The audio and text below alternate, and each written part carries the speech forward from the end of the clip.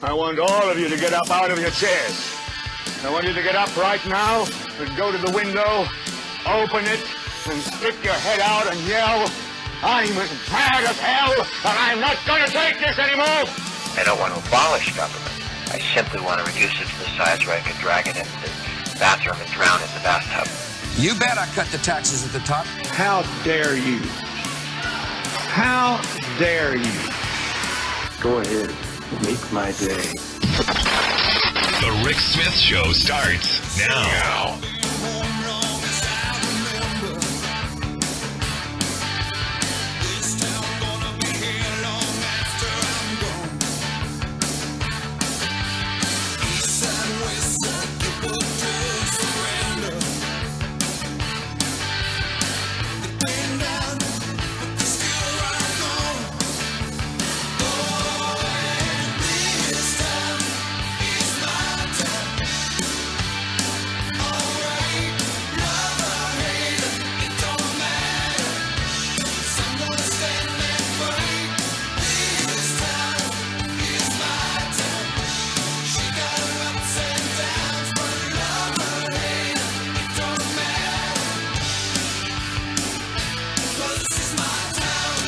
And welcome, brothers, sisters, working class heroes. This is the Rick Smith Show.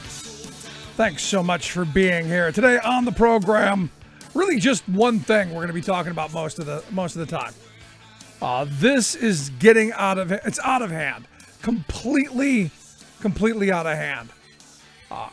Honestly and truthfully, it's about time that our feckless leaders actually do something. I'm tired. I'm sick of hope. I'm sick of thoughts and prayers. I'm sick of all of the platitudes and all of the nonsense and the hand-wringing. Do something. Not that hard. I'm tired of the responses from politicians on both sides of the aisle. Nancy Pelosi came out and said, today, the nation's heartbroken, and we are, over the deaths of 10 more people who just went to school.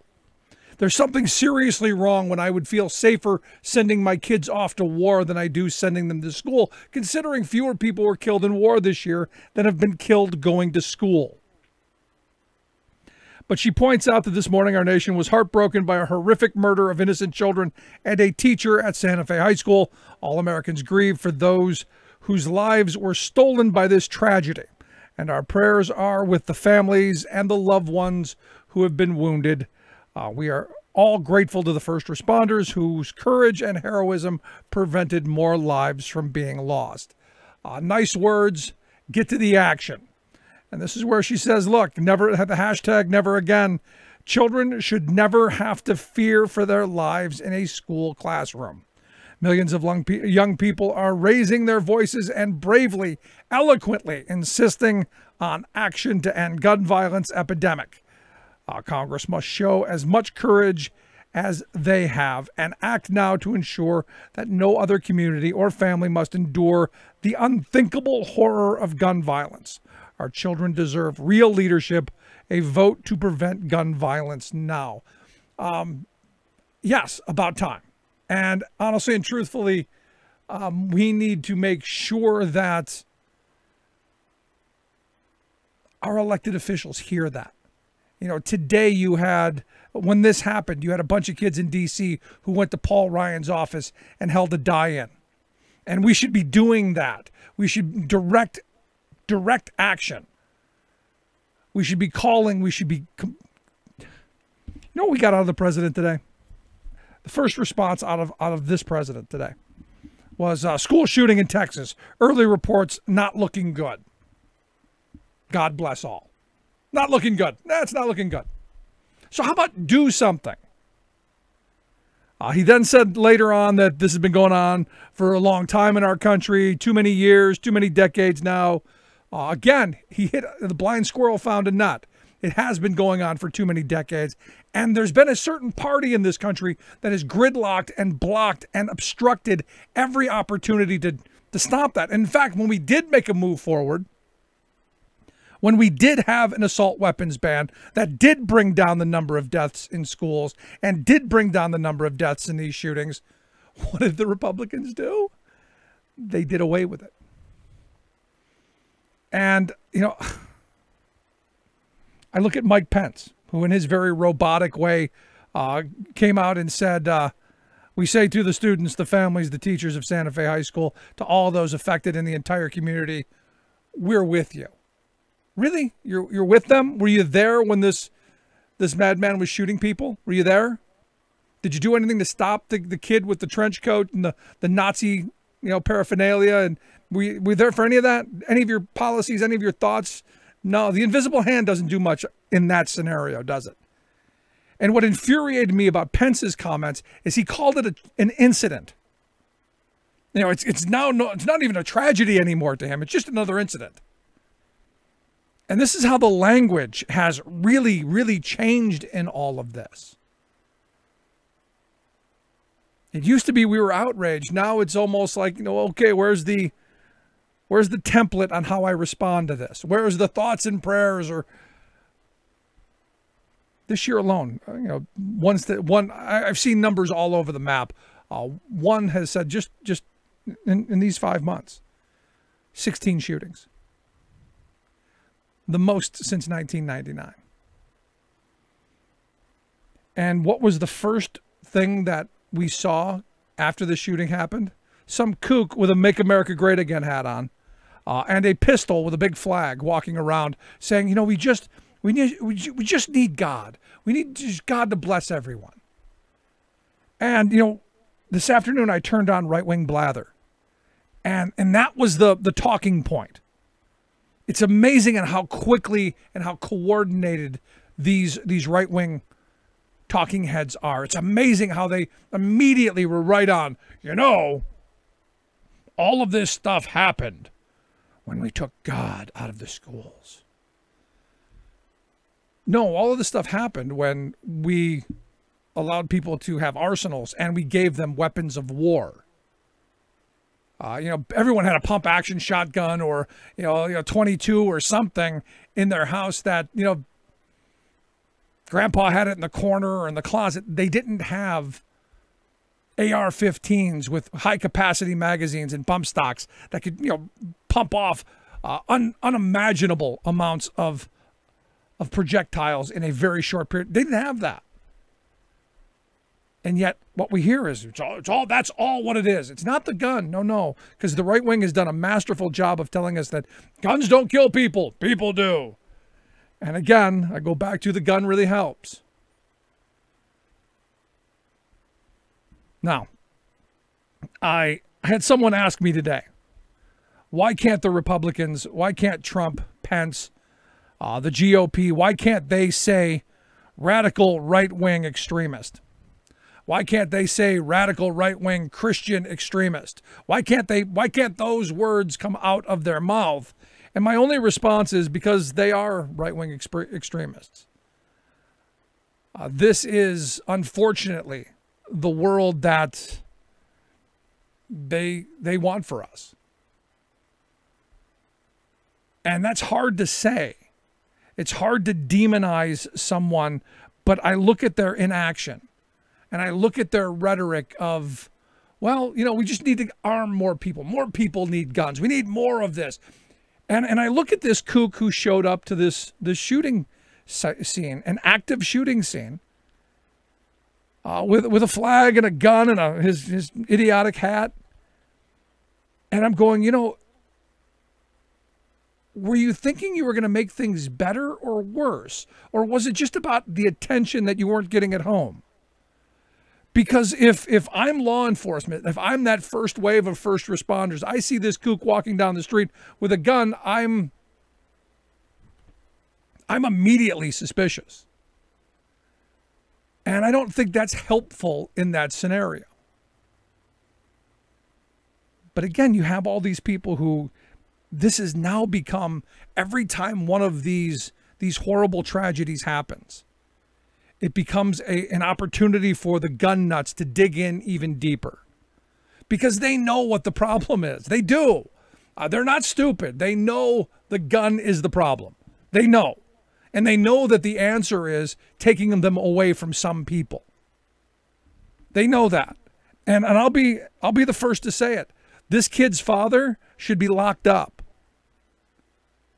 If my kid took the car out of the driveway and smashed into somebody, I would be held liable for it. The fact that you've got guns laying around that this kid could have gone and gotten, and nobody's going to be held accountable for that, is just insane to me. And again, the right loves to preach about personal responsibility. They love to preach about, whole accountability, and they love that. But when it actually means actual accountability, not so much. Now, the sad reality is in this country, according to Everytown, we have in excess of something like 13,000 gun deaths, 13,000 homicides, gun homicides every year. For every person killed with a gun, 2 more people are injured. I mean, the amount of resource, this is a public health nightmare. This is a public health emergency. And at some point, we as citizens, we the people of this country, have to be the ones to say, you know what, enough is enough already. It's time that we stop. It's time that we gain some bit of sanity on this issue. And it's time that we stop with the platitudes and the, our thoughts and prayers. And I heard this right-wing guy just blathering on about, thoughts and prayers are all that we good-hearted Christian people can do because we're so removed, and it's what we do. And I go, yeah, but the people that you vote for, those are the people who should be acting. So this cop-out of the best we can do is give our heartfelt thoughts and prayers, not enough. The reality is the person who says thoughts and prayers, you're the problem. I'm going to leave it right there. And I got lots I want to get to on this today. We're going to talk to a physician, get some of his thoughts on the crisis that this is. A veteran who's going to give us, a veteran medic who's going to give us some thoughts on, what this looks like and the kind of weapons that we're talking about. Also, we're going to get our good friend Kari back to talk about what No NRA is doing and all of that. And also talk to a candidate in Ohio. And he just got caught in the middle of this, but we're going to talk guns to an Ohio state representative candidate also. I'd love to hear your thoughts. You can email me, rick@thericksmithshow.com. Going to take a quick break. Right back after this. Stick around. You're listening to The Rick Smith Show. We're working people. Come to talk. Own 90% of the wealth. 10% of the people. Own 90% of the wealth. Where do you fit in? Take a look at yourself. 10% of the people. Own 90% of the wealth. Where smart policy and sound investment matters. The Rick Smith Show. I'm Rick Smith, and this is Labor History in 2. On this day in labor history, the year was 1933. That was the day President Franklin Delano Roosevelt signed the Tennessee Valley Authority Act. The act created the TVA as a federal corporation and was tasked to address the resource development of the region, one of the poorest in the nation. These included flood control and improved travel along the Tennessee River. It also meant improved forestry to address soil erosion and facilitation of agricultural production. Control of water resources required a series of dams designed to navigate the river and reduce flooding. Though Wilson Dam had been completed before the establishment of the TVA, the authority had embarked on the construction of 16 more dams. During the Depression, the TVA hired tens of thousands of workers for conservation, construction, and development. Historian Eric Loomis notes that though the TVA was one of the region's largest employers of black workers, the authority also maintained rigid lines of segregation in its workforce. He adds that though 14 AFL unions eventually worked on dam construction, the agency initially refused to recognize unions. Workers would have to wait until 1940 to sign first contracts in the anti-union South. Today, the authority is most well known for its supply of electricity to nearby communities.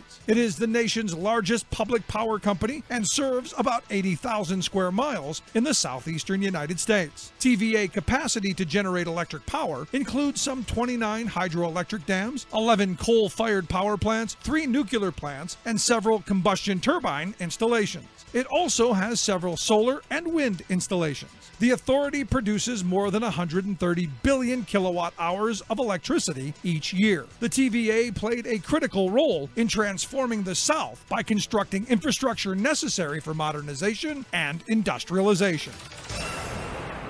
Crops grew last summer, weren't enough to pay the loan. Couldn't buy the seed to plant this spring, and farmers bank foreclosed. Called my old friend Shipman up to auction off the land. He said, John, it's just my job, and I hope you understand. They calling it. Welcome back to the Rick Smith Show.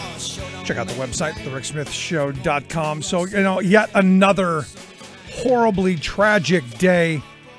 And one of the tweets that a bunch of the tweets that I've seen go out today were along the lines of, what these kids were thinking about summer. These kids were thinking about the end of another year, thinking about graduation, thinking about where their lives were going to take them.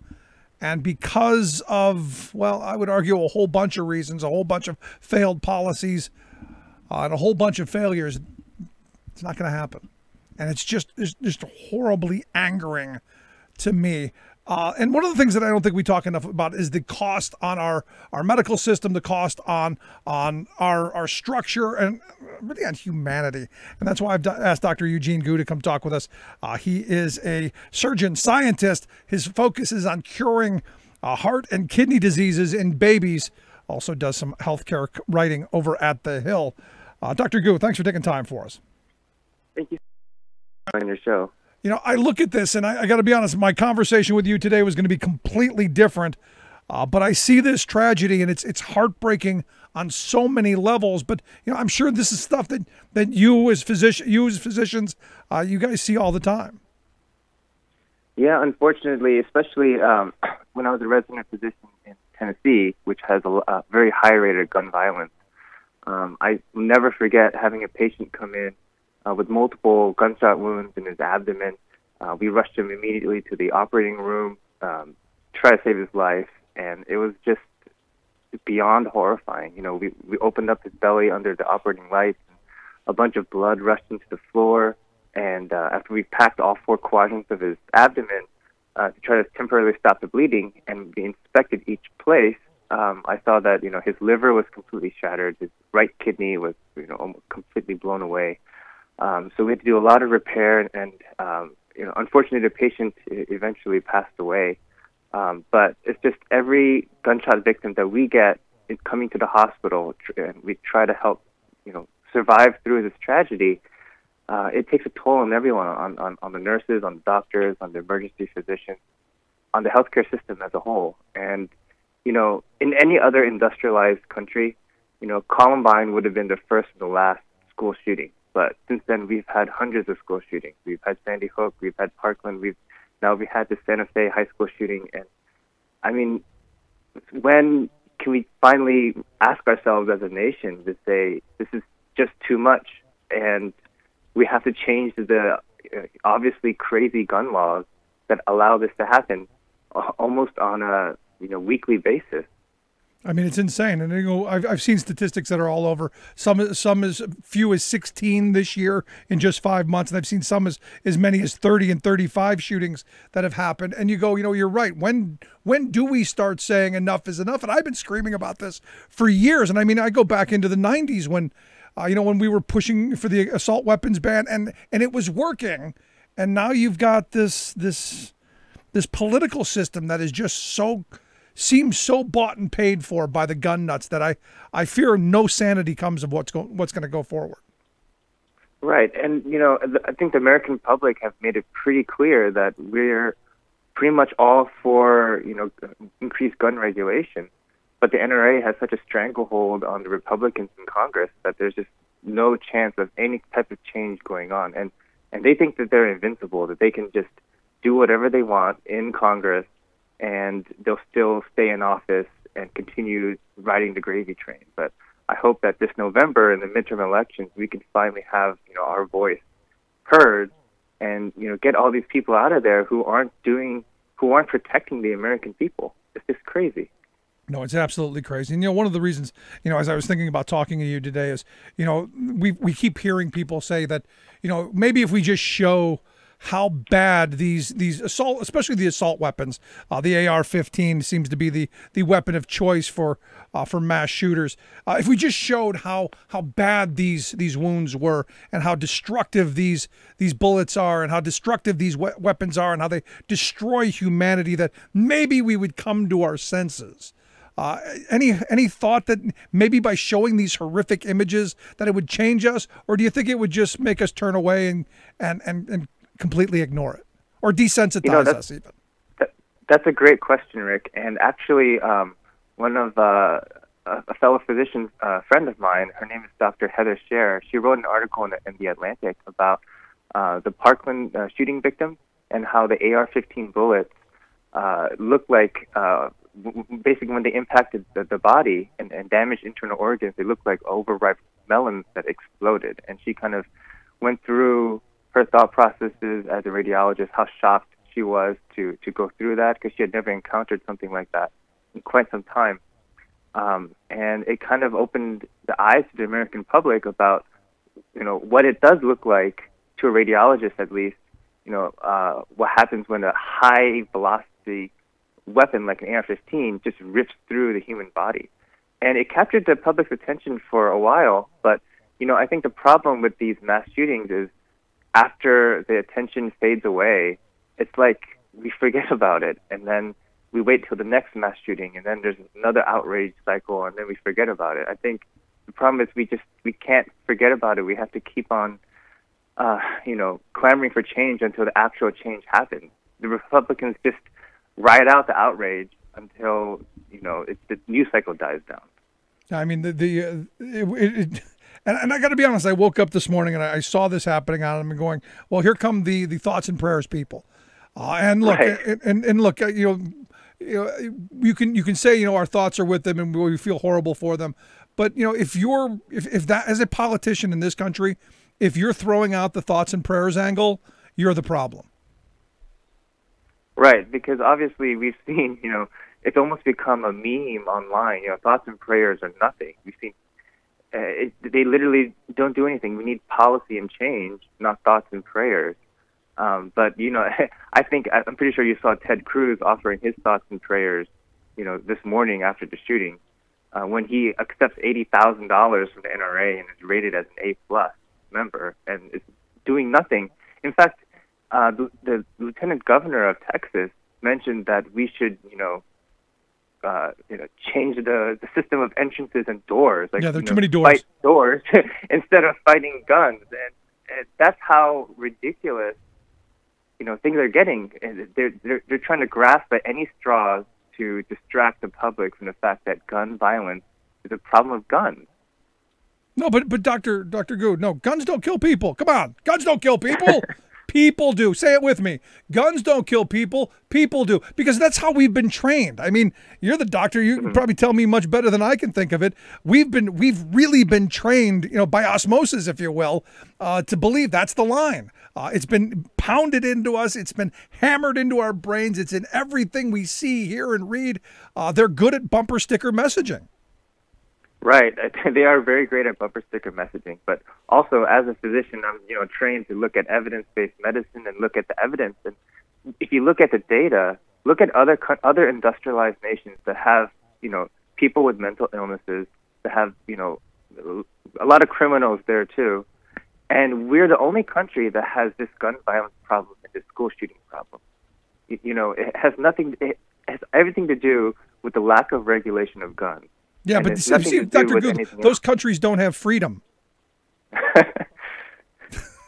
I mean, that's the argument I get. It's a sign of our freedom. It's my right. It's my right to have this gun. It's my freedom. It's my liberty, and you're infringing on my rights. Right. It's crazy. I mean, I think the Second Amendment. I support the Second Amendment. I think we have to support every amendment in the Constitution, but you can still have common sense gun regulation without abolishing, your fundamental rights. I don't think everybody needs to have an AR-15. You don't need that for fighting tyranny or anything other than a mass shooting, and it just doesn't make any sense. I'm all in You know, favor of the Second Amendment. I think everyone should be in the militia. Right.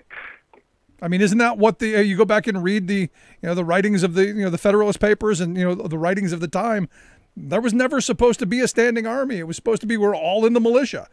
Grab your pack, grab your gun, when the whistle blows.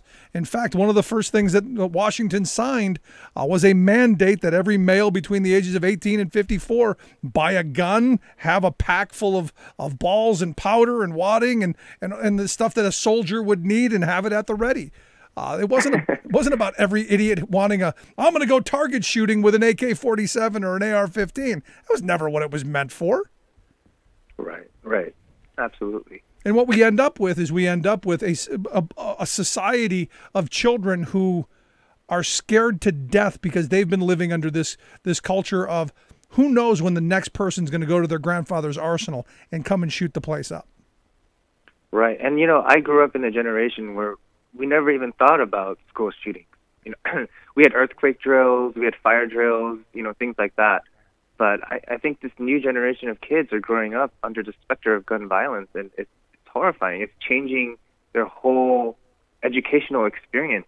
They're like the gun violence generation. I mean, I think that's horrible that we as a nation can, raise our children under the fear like that.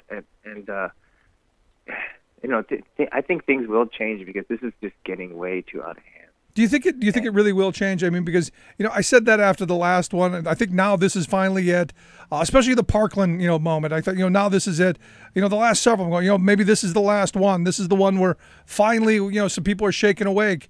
And look, I think we as voters, I think most of society is kind of moving towards, hey, we need background checks. We need to cut the gun show loophole. We need to get rid of these high capacity magazines, the bump stocks. These weapons of war. We need to be moving away from. It's just that our elected leaders are not, and I think you said it earlier. So good. This is why November is so important. Right. Exactly. And I think I do have some optimism that things will finally change. And I think the reason why is because unlike Sandy Hook and Columbine, social media has become such a much more powerful force in our society, and politically as well. And we also have, the Parkland victims now speaking up and becoming powerful voices. So there's a lot of more powerful people coming up from like a grassroots effort, clamoring for change, demanding change, and their voices are only getting stronger every day.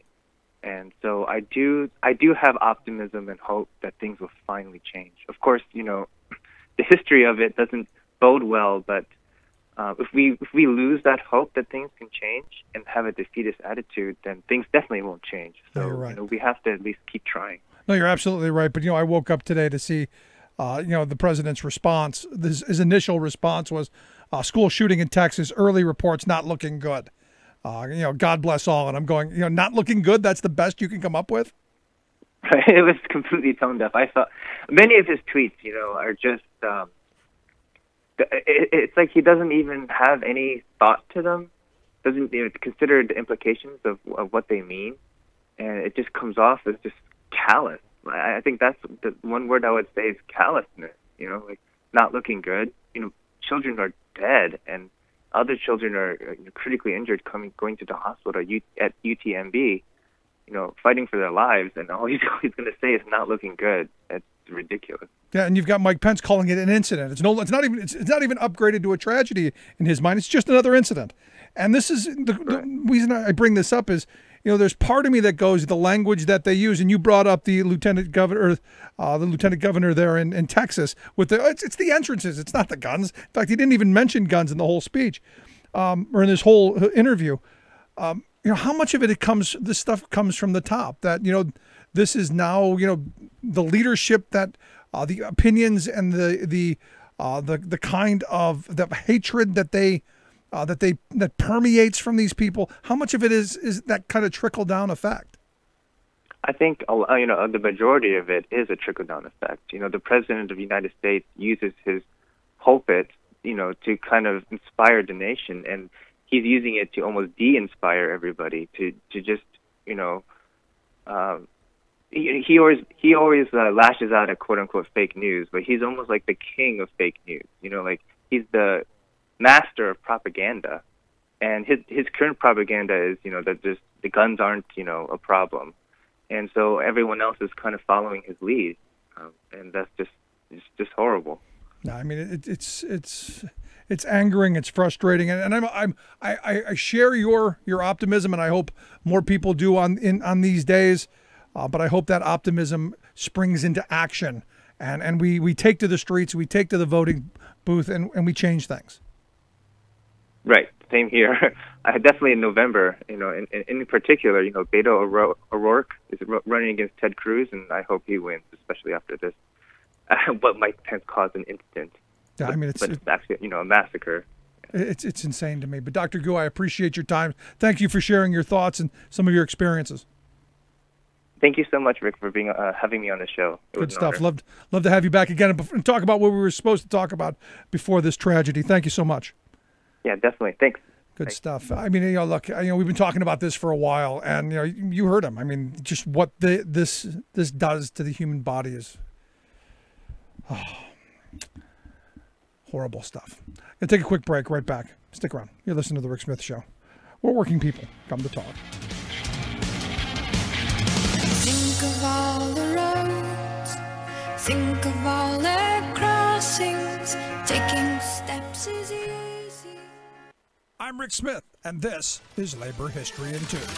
On this day in labor history, the year was 1972. That was the day that Maggie Kuhn stood before a group of reporters to tell them about her organization, the Gray Panthers. The idea for the group had started 2 years earlier. 65-year-old Maggie had received the unwelcome news that she was going to be forced to retire from her executive position with the United Presbyterian Church. Maggie was not ready to retire. Instead, she started to organize. This was during the era of the Vietnam War protests, and Maggie found allies with young people who also wanted to see changes in society. The original group developed to build connections between young and old. They called themselves the Consultation of Older and Younger Adults for Social Change. Later, they shifted their name to the catchier Gray Panthers. The Panthers adopted the motto, Age and Youth in Action. In 1975, the Panthers held their first national convention in Chicago. 200 Panthers attended, representing 37 states. At the convention, the Panthers adopted a platform of issues. They included issues important to seniors, such as an end to mandatory retirement, better housing for the elderly, and expansions to rent control. But the platform also included other social justice issues, including support for the Equal Rights Amendment, a call for full employment, amnesty for Vietnam draft resistors, and even, after much debate, the legalization of marijuana. In the more than 40 years since their founding, the Gray Panthers have continued to advocate for a variety of issues.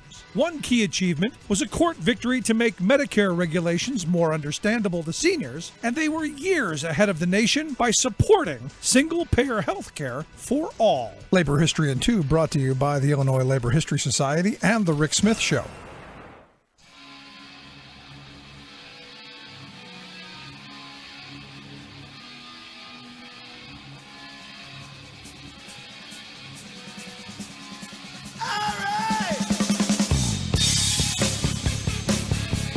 Welcome back to the Rick Smith Show.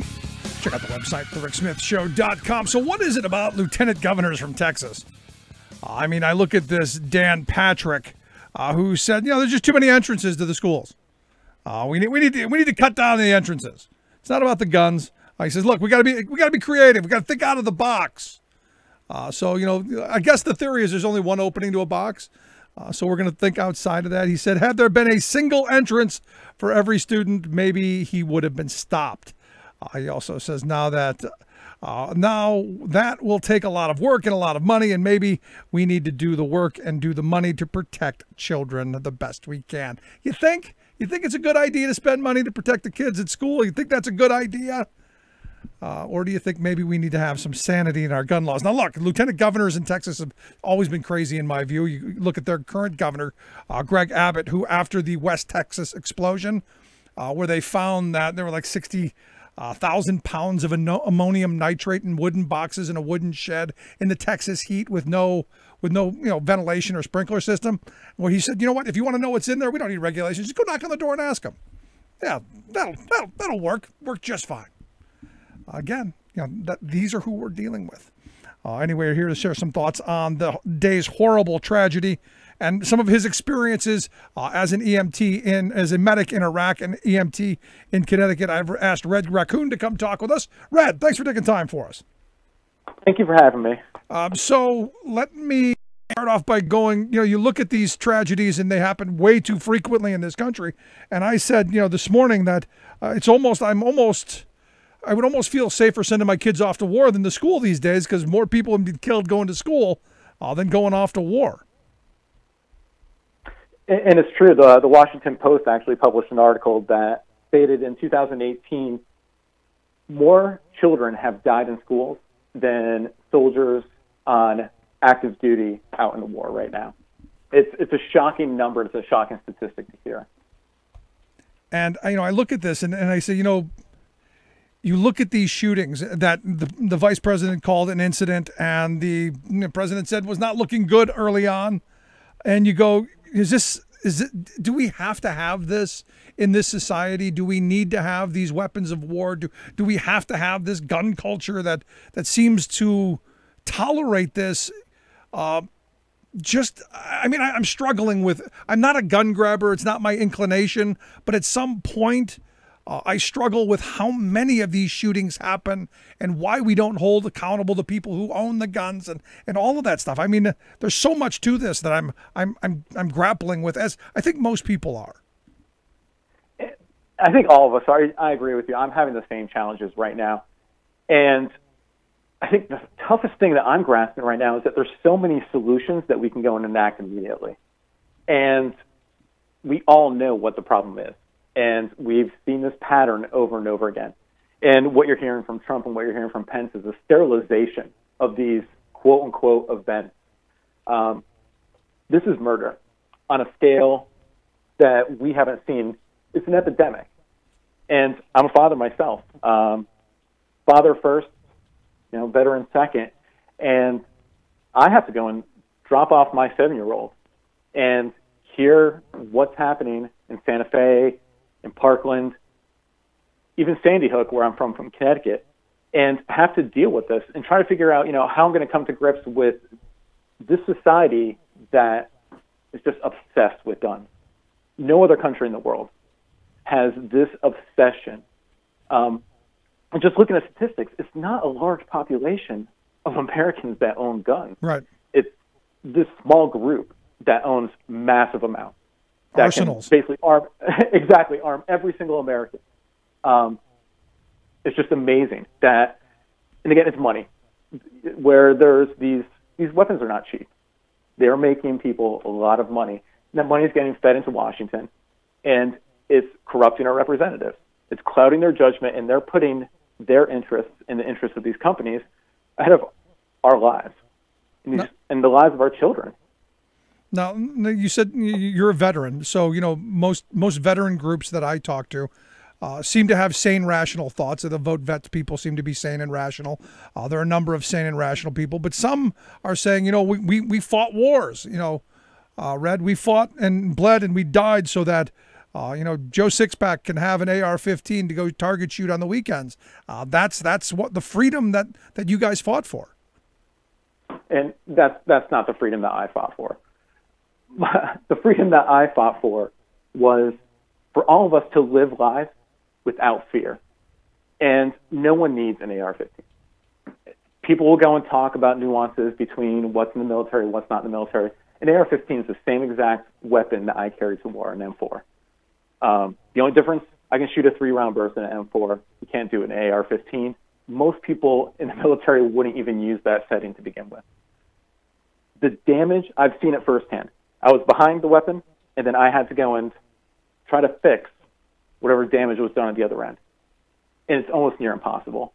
With these high-velocity rounds, the doctor was speaking about this before, there's two things that happen when that enters the body. You have cavitation, so when the bullet enters the body, it goes and creates a shock wave, and it starts killing tissue immediately.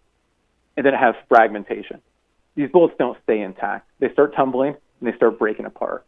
And so you start having damage throughout the whole entire human body where it goes and impacts. And it's just, even when you came in, as far as speaking about the lieutenant governor, entrances and exits, we need to prevent entrance and exit wounds in children. And that's the reality of the situation. I would challenge anybody in Washington to go to the hospital on a busy Friday or Saturday night and see what it looks like, what an actual gunshot wound looks like in a human being that's struggling to survive. It's very, very powerful, and I'm sure that would change their opinion. Do you think billboard campaigns like, someone, said, well, we should do like the anti-abortion people do and publish billboard campaigns. Do you think that would matter to people? Do you think that would change I would argue I hate the gun nuts view, the people who have the arsenals, or do we just not even talk to them at this point because they're so far out of reality? There's always going to be that group that you can't reach, and you don't really want to go and waste a whole lot of time in regards to them. But there are people on the fringe of that fringe, if that makes any sense, where I do think that they need to go and see the devastation that these bullets cause to a human being. It's just trying to find words to actually even physically describe what it looks like. And I actually think back to, the success, what we see on TV is, I think, the biggest problem. We, watch a TV show, we see a movie, and we see, someone gets shot, hands are covering it, there might be blood on the side. It doesn't really show what happens to someone, especially an exit wound that is just horrific. I go back to one experience. When I was in Iraq, I was at a major base hospital. It was a major airport within the country that we'd go and transport people that were initially injured in the field off to Germany. Went into the operating room just to go and do some assistance as far as the surgery was concerned. It looked like a small man on the operating table, and they were doing, got shot in the head by actually an American bullet. Didn't realize that it was actually a 13-year-old child. At that point, I thought to myself that it would be very difficult to go and pull this trigger, regardless of the situation that I was in Iraq, as a human being. And again, medics are a little bit of a different breed. We're not really expected to go and do some of that. But that changed me fundamentally. So then you're not going to be someone who's all in favor of, because I've had a number of veterans tell me that what we need to do is we need to get those vets from Iraq, position them in uniform, full, military gear right at the entrance of every school and have them patrolling the hallways. Something you're not in favor of, or would you be? Now, personally, I wouldn't be in favor of that. That other kind of views, personally, I think would kind of interfere with that. It just looks very militaristic. No, I mean, Children because you just need to be walking. The reason that I bring that up is because you said you would have a hard time, shooting again or being in that position. And now you're talking about a whole school full of 13-year-olds and a whole school full of kids. And, and this is one of those arguments that I have against arming teachers. How do you get a teacher who's going to, shoot one of their students who's doing this? I just don't know how you can do that and have the detachment necessary to be able to do all that. But I'm curious your thoughts since you were actually in those positions. Yeah, and actually, it's a really good point, and I was speaking to my wife about this too. You don't know what you're going to do until you get into one of those situations. Again, I can say, I don't think I would be able to pull the trigger, but in that snap of a second, would I be able to go and do it? I don't know. I know that when I was back in country and I was training, you start learning muscle memory, and that's a whole different thing when it comes to actual training, when it comes to defending a situation with a gun, is that you rely on that piece. Teachers don't have that. You have to shoot constantly. Everybody assumes that, everyone's a great shot in the Army. There were people that were on the range all day long and still couldn't hit a target. I wouldn't want that expectation for a teacher. And again, you don't know how somebody will react in one of those emergency situations. And when you sign up as a teacher, that's not really part of the profession that you're looking to go do in the future. That's not part of the job requirement that I would want my teachers to have. No, I want them to be educators. I want them to be masters in their subject, and I want them to love children and all of that stuff. I don't know that I don't know that being able to kill one of them and I don't know that they mesh. I think there has to be a detachment. That's just where my mindset is. Yeah, it's a horrible idea just from safety alone. But doesn't it then just again mask the real problem, which is I know the NRA and all the gun nuts say that guns don't kill people, people do, and I keep coming back to the gun really helps.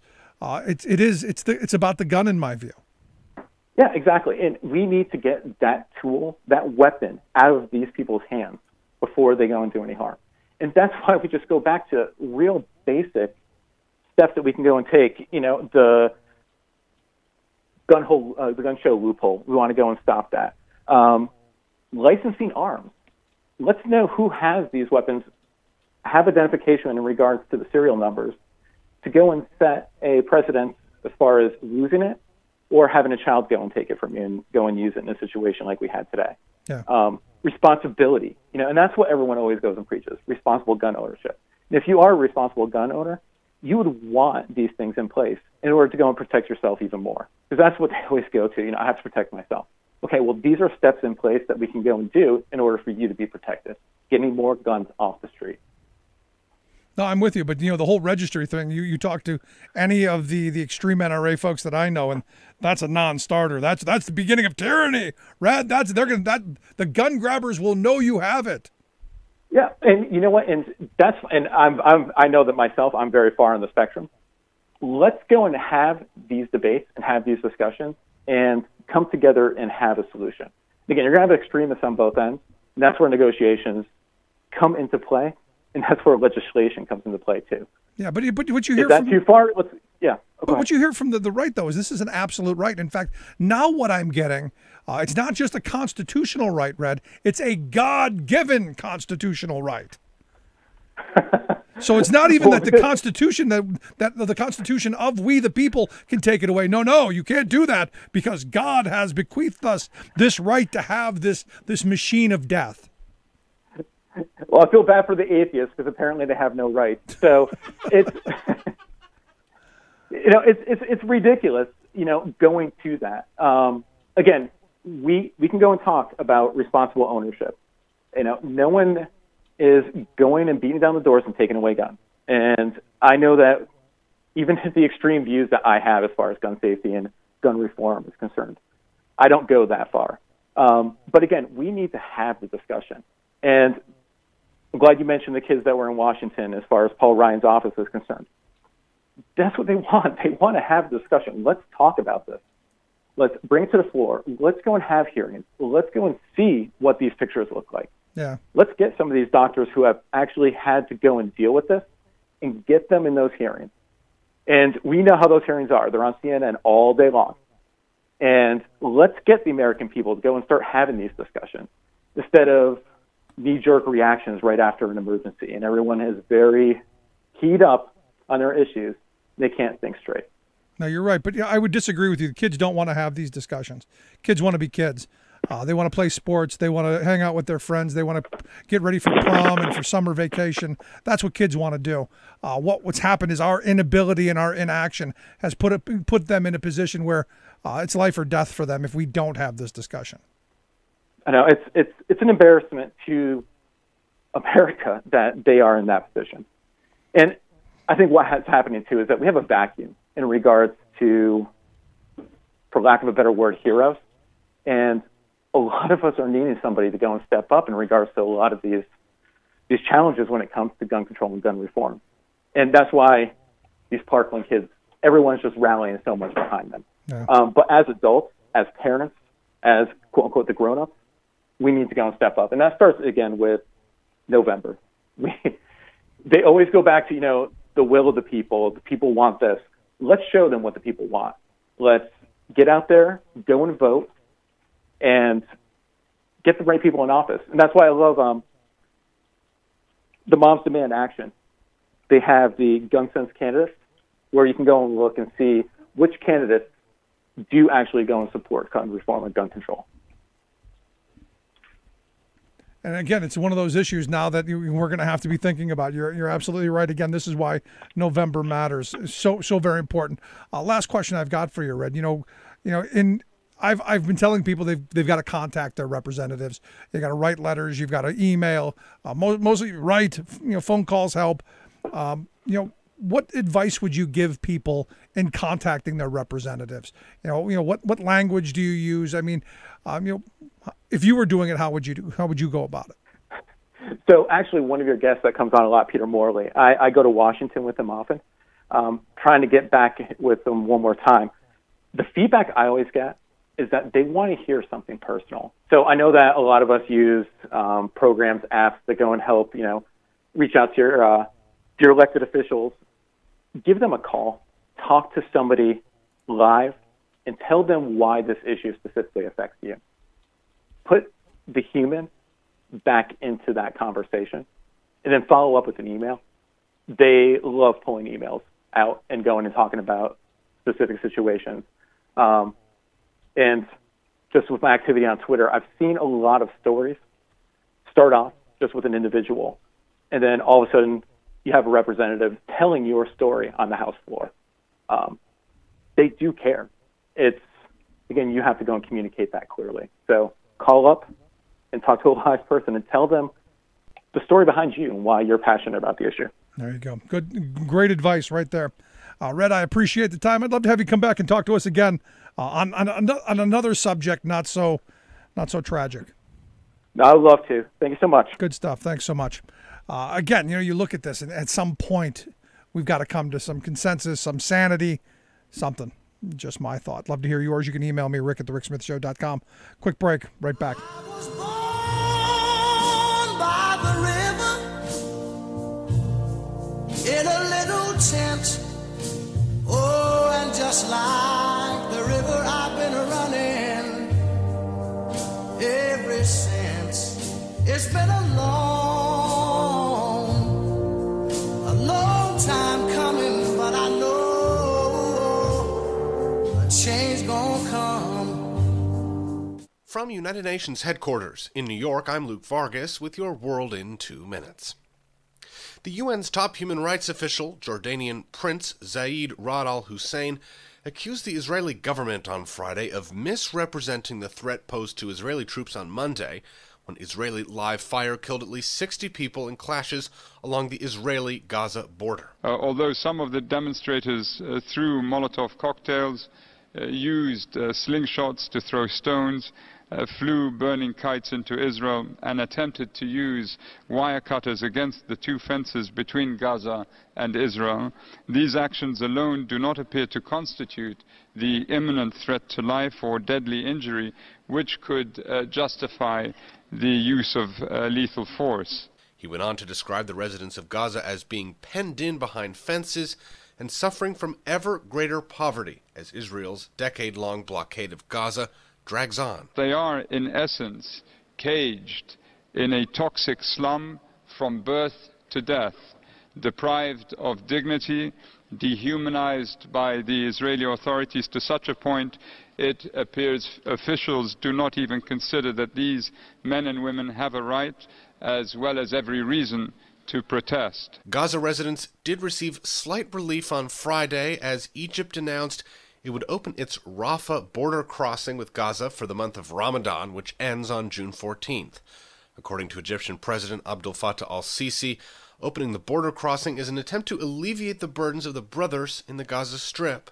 Meanwhile, Kuwait, a current member of the UN Security Council, has proposed that an international protection mission be sent to Gaza to shield civilians, though it's unclear what form that protection force would take or how the resolution could survive a veto from the United States. Luke Vargas, the United Nations. Waving the flag of freedom for people, not corporations. Rick Smith.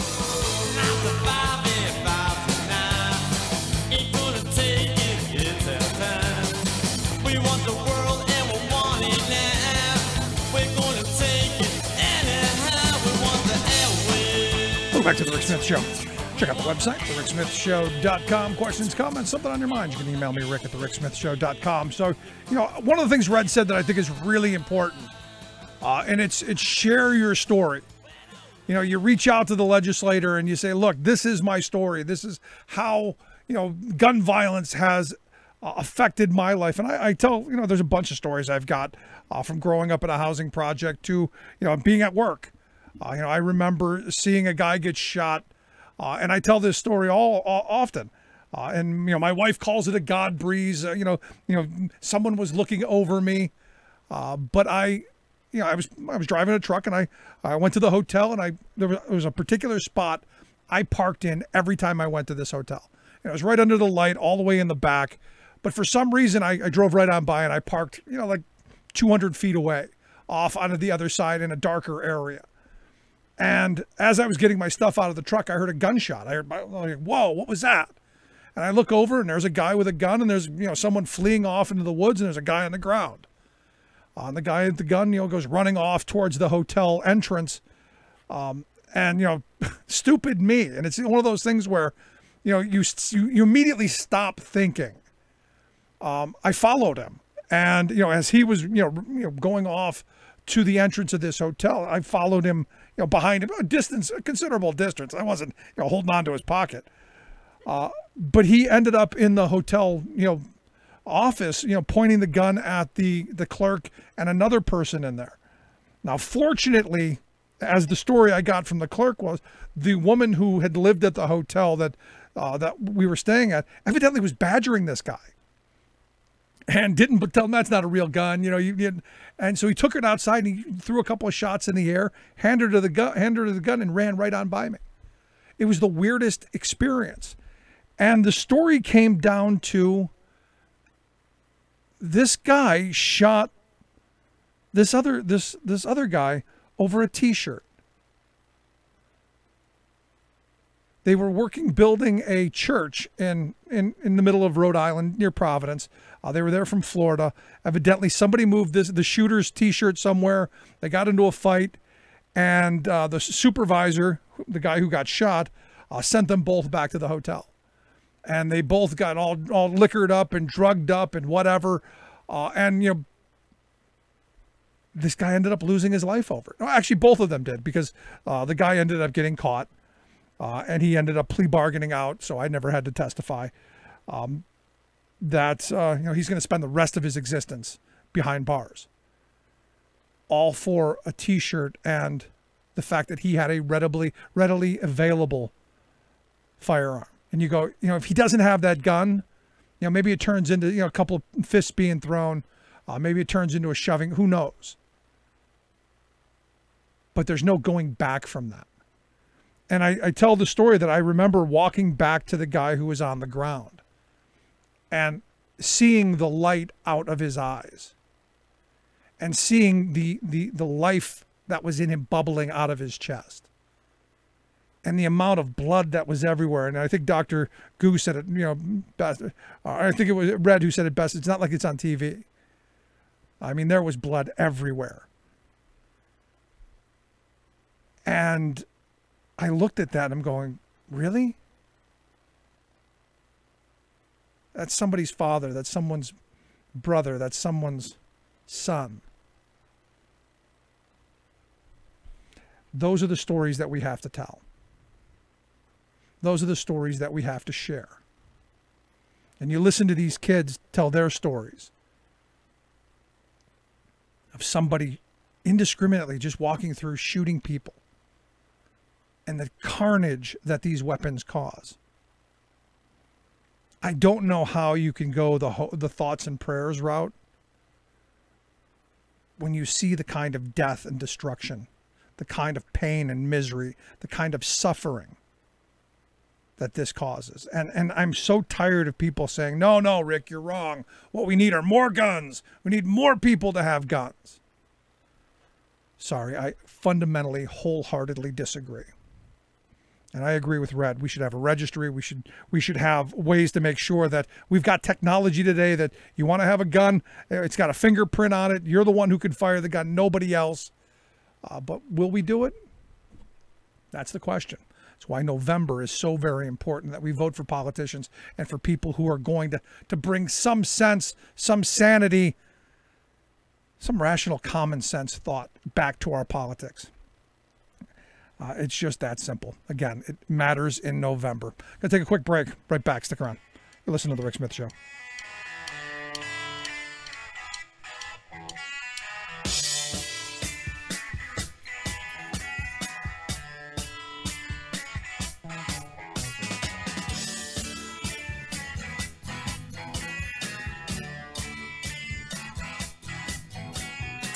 Controversial, thought-provoking, opinionated.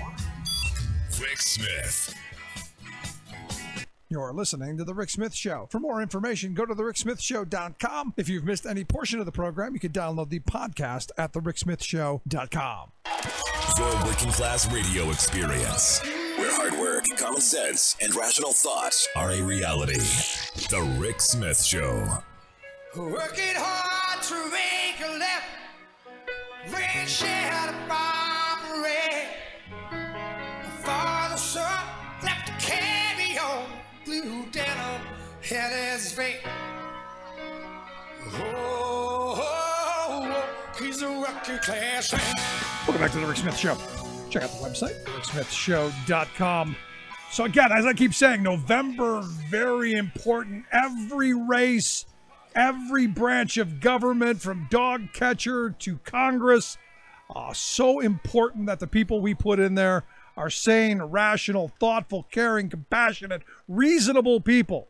I think that's the least we should be asking. And it's days like today that make you wonder, who are those people that we're putting into the halls of power? And maybe we should be getting new people, which is why I've asked Brett Pransky to come talk with us, a candidate for state representative out in my home state of Ohio. They're in the 77th House District, just a little bit east of Columbus, as I understand. Brett, thanks for taking time for us. Thanks for having me, Rick. I'm really happy to be here.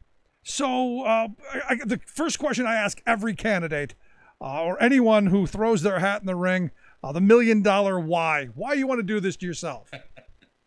Well, I tell you what, there are lots of reasons, especially these days in Ohio.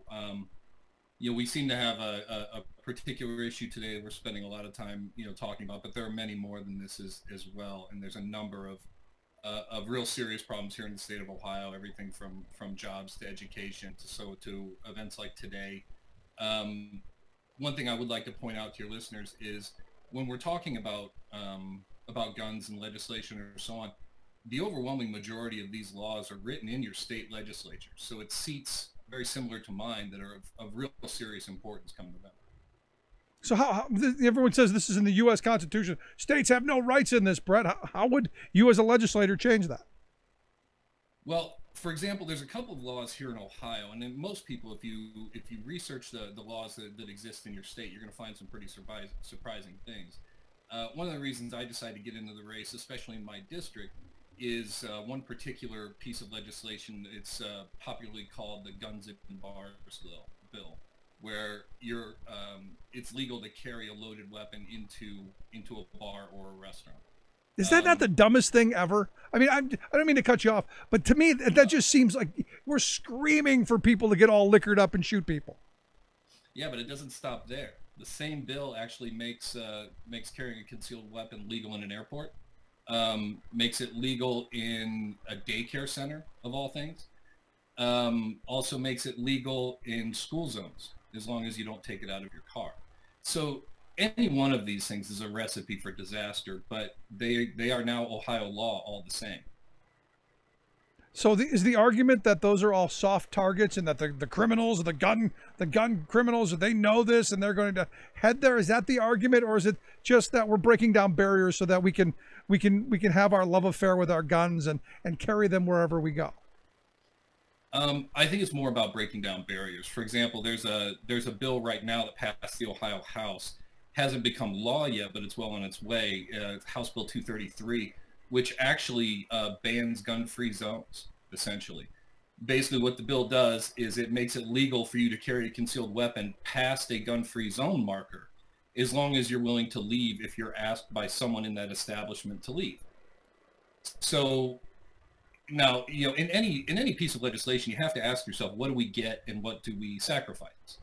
Usually, these are discussions about the difference between public good and individual rights, and these are usually the discussions we're having. But I fail to find what we gain from these laws. I don't know what it is that we get from these things. If I'm a concealed carry permit holder, I can walk right past the gun-free zone, any gun-free zone, and unless someone challenges me and asks me to leave, I have yet to break the law. And I just think that's an insane thing to do.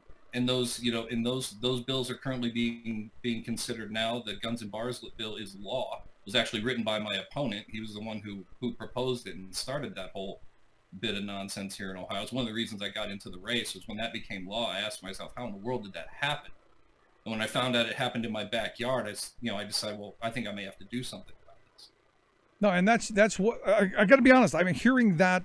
I ask every candidate who comes on why, and I'm hearing that message more often of, you know, my representative's doing horrible things, and I want to be the one that undoes all the horrible things that person got away with. Right. That's a big motivation behind doing it. It's also, you know, here in Ohio, we've got a big corruption problem. You know, we just had the Speaker of the Ohio House just recently had to step down. He's under FBI investigation.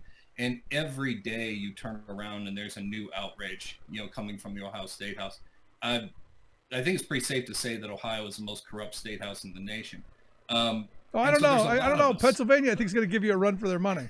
I mean, we've got I a was sexual. actually born in the great state of Pennsylvania, so I love the people there. But okay, so we've switched. I grew up in Ohio and I moved to Pennsylvania, so we're switched. But I'm looking at, you know, we've got a sexual abuser in our state house who evidently the Republicans just won't throw out. He threatened to kill another legislator with a gun if she broke up with him. So I don't know that you've got that kind of crazy. Well, we've got quite a bit of crazy around here. It's been pretty nutty in the Ohio State House. We've been losing representatives left and right for scandal after scandal. Most of it having to do with pay for play stuff. And recently, I don't know if you've heard about the charter school ECOT and the fraud case there that's very likely to end up in another investigation that's probably going to turn criminal, and something like I think the number is well over $100 million now that have been stolen from the Ohio taxpayer in order to fund this school. Who, you know, in most cases, we're just turning around and shoveling that money back into legislators' pockets. And to be honest, I mean, that's the whole charter school gimmick. That's the voucher gimmick. That's all of those education and corporation privatization gimmicks. It happens here. It's happening all across the country.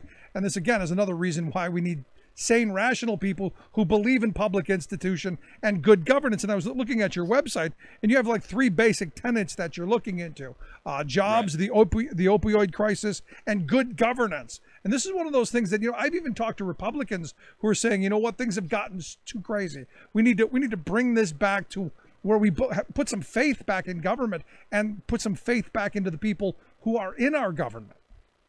Right. And that's, you know, and just to bring that back to kind of the issue of today's show when we're talking about guns and gun legislation, when we talk about common sense and decency, you know, one of the things that we need to do on some of these issues is kind of attack the binary that the right likes to throw at us. They try to take these issues and turn them into you're either all the way in one camp or all the way in the other. The idea that an individual voter might have a nuanced opinion about these things is just something that they're not willing to address, and really they don't want. If you look at the commercials that are being played, and there's a couple of them out there that are just absolutely ridiculous, where either you're pro to Second Amendment or you're a gun grabber. You know, that's the favorite term around. The idea that you could be for something that is common sense, right, something that could save lives but might also be consistent with the Second Amendment. You know, this is the argument that we just won't engage in, and it's a big part of the problem. You know, one of the things we need legislators and people in positions like the one I'm asking the public for, who are willing to sit down with people who disagree with us and come to some kind of agreement for the betterment of the people in society as a whole. And the fact that we have simply abandoned that, you know, in this reach for the next moment that will win us a few fringe votes, you know, I just think it's a terrible thing. And honestly, I think the voters in Ohio are pretty tired of it. I hope you're right. I hope not just in Ohio, I hope across the country, because, you know, you look at this and you're right. We're pitted against one another, and there can be no middle ground. And that's by design. Look, I mean, the NRA spends a lot of money on pushing their messaging, and you've got politicos on both sides, you know, raising money off of each side of the extreme. Look, I tell this all the time. I grew up in a neighborhood where a housing project on the west side of Cleveland, where you saw somebody with a gun, somebody was going to die. I now live in a fairly rural area where you see somebody with a gun, maybe they're going to the free gun range. There's right, different communities, different cultures, different thoughts, but at some point you've got to be able, as a policymaker, to craft legislation that's going to protect our kids and protect our society. Because look, I think the one thing I hope we can all still agree on, and I know in the world of alternative facts and alternative realities, we don't agree on a lot, but I hope we can all agree that when we send our kids to school, we don't want them to get murdered. Right, absolutely. I mean, for example, I grew up in gun culture. I grew up among hunters. I grew up learning how to shoot. I grew up doing all of these things. I grew up in a household full of people who wore camo to the grocery store. Okay.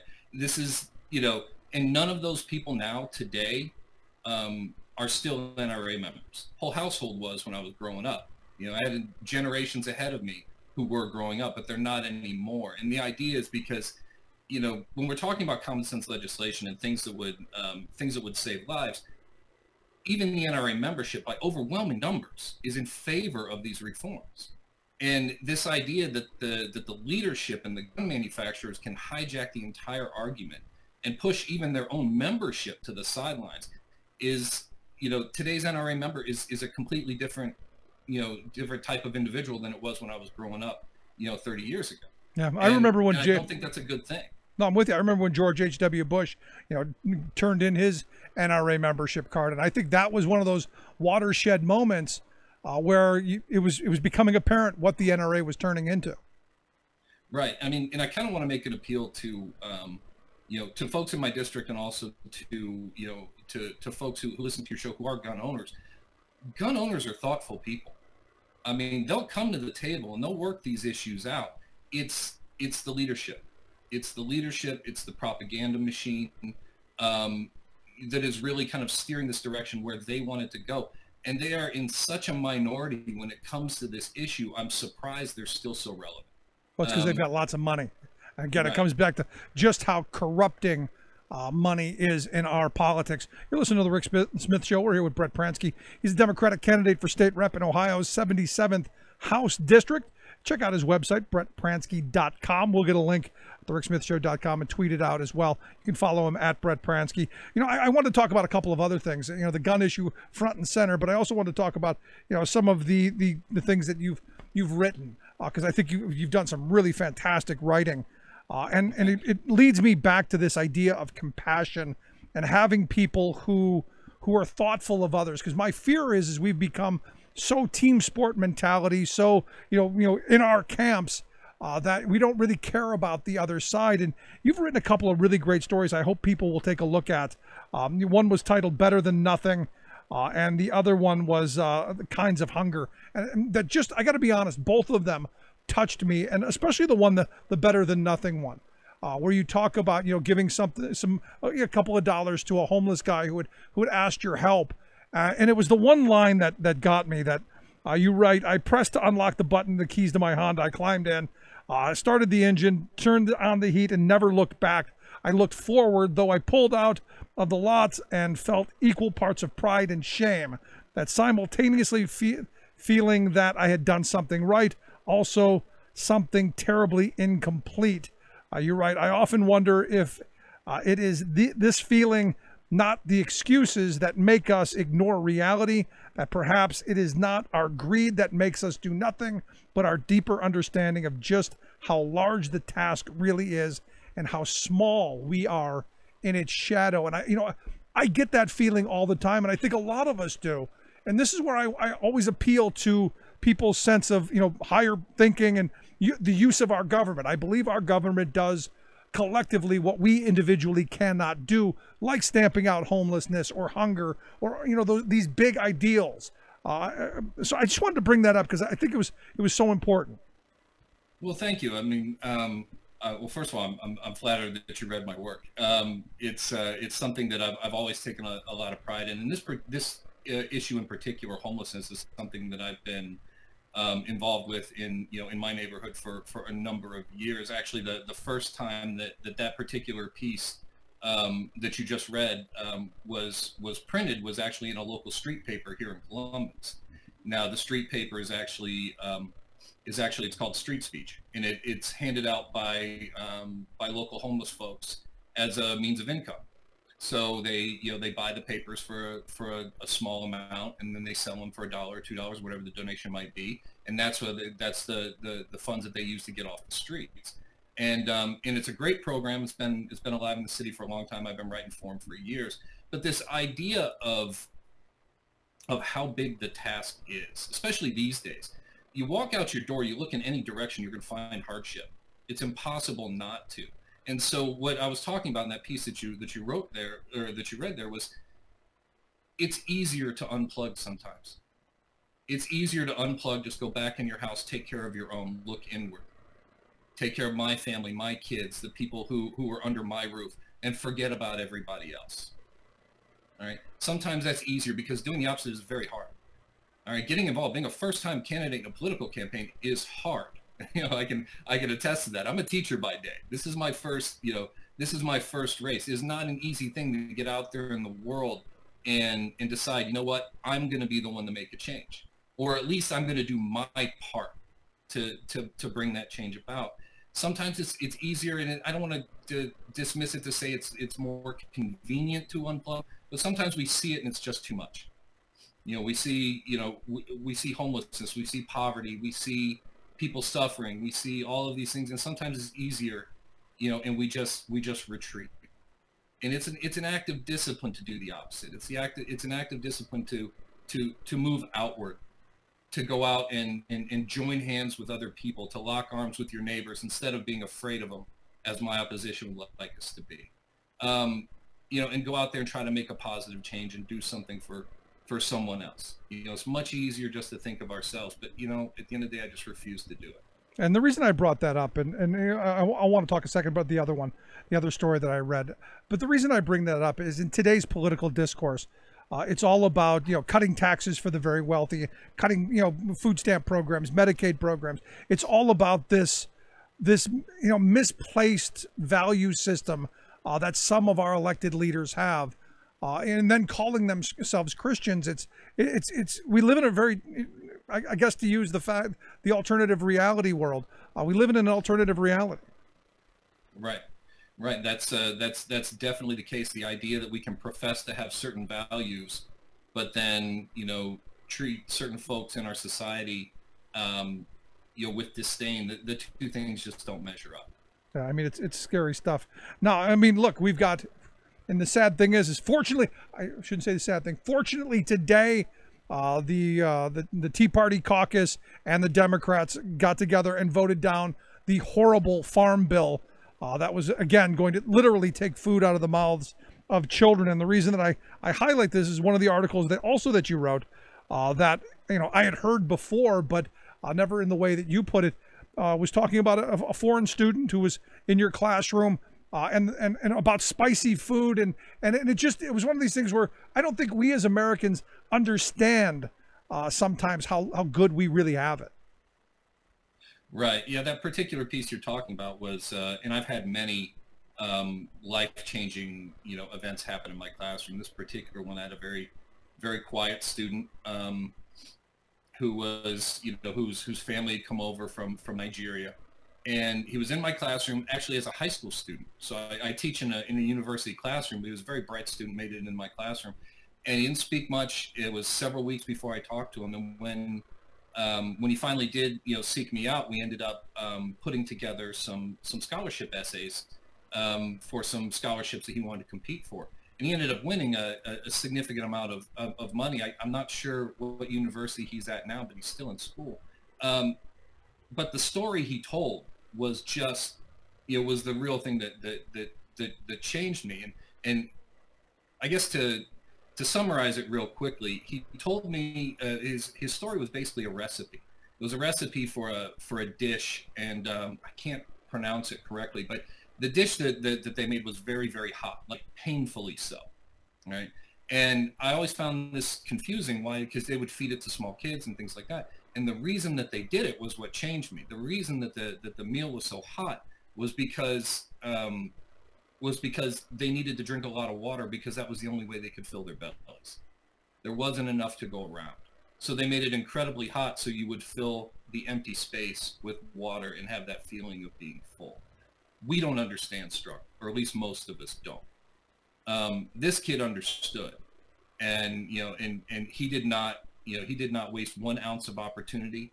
He was a very special kid, and I'm sure he's off somewhere now, doing something incredible. And I'm not sure what it is, but I sure hope I run into him again one day. Yeah, and these are the people that our president calls animals. Right. That's exactly right. And this is again why I say we need to be taking back our government, taking back our halls of power. And I hope people will check out your website, brettpransky.com. And I hope the good folks of the 77th House District, I guess you're just a little east of Columbus, right? Yep, just a little southeast of Columbus in Fairfield County. There you go. I hope the folks there will take a look and cast their ballot for you this November. Brett, I appreciate the time. Thanks for having me. Good stuff. I appreciate it. Again, brettpransky.com. We'll get a link sent out. Just check out our website, thericksmithshow.com. Quick break. Right back. Stick around. You're listening to The Rick Smith Show, where working people come to talk.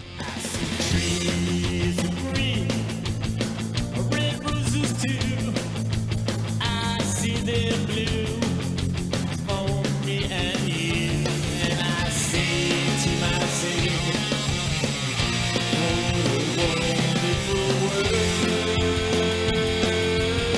Yes, it is all about the children, even after they're born. Rick Smith. I'm Rick Smith, and this is Labor History in 2. On this day in labor history, the year 1933. That was the day President Franklin Delano Roosevelt signed the Tennessee Valley Authority Act. The act created the TVA as a federal corporation and was tasked to address the resource development of the region, one of the poorest in the nation. These included flood control and improved travel along the Tennessee River. It also meant improved forestry to address soil erosion and facilitation of agricultural production. Control of water resources required a series of dams designed to navigate the river and reduce flooding. Though Wilson Dam had been completed before the establishment of the TVA, the authority had embarked on the construction of 16 more dams. During the Depression, the TVA hired tens of thousands of workers for conservation, construction, and development. Historian Eric Loomis notes that though the TVA was one of the region's largest employers of black workers, the authority also maintained rigid lines of segregation in its workforce. He adds that though 14 AFL unions eventually worked on dam construction, the agency initially refused to recognize unions. Workers would have to wait until 1940 to sign first contracts in the anti-union South. Today, the authority is most well known for its supply of electricity to nearby communities. It is the nation's largest public power company and serves about 80,000 square miles in the southeastern United States. TVA capacity to generate electric power includes some 29 hydroelectric dams, 11 coal-fired power plants, 3 nuclear plants, and several combustion turbine installations. It also has several solar and wind installations. The authority produces more than 130 billion kilowatt hours of electricity each year. The TVA played a critical role in transforming the South by constructing infrastructure necessary for modernization and industrialization.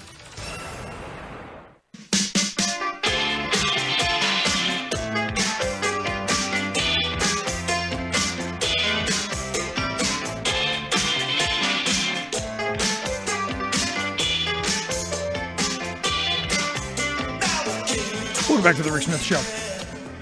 So the question I keep coming back to is, when did we lose our humanity? I mean, you look at some of the comments today, you look at some of the lack of, and I'm sure there's going to be some hoaxers out there going, no, it's all false, my crisis actor. In fact, I heard one of the blathering talking heads this afternoon saying that, the whole reason that the sheriff and the police and they're not giving out any information is they're trying to figure out how to fit their narrative. They're trying to figure out how to make Donald Trump look bad. And I'm going, no, Donald Trump just looks bad. When he tweets out not looking good, that looks bad. Just kind of throwing that out there.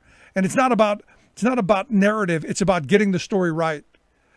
Because you've got so many crackpots out there who it doesn't matter what you say, when you say it, they're going to twist it. I'm literally amazed at how fast that mindset goes. It's all about defending Trump. And understand, we live in a time where our elected leaders have really turned their back on this issue. completely.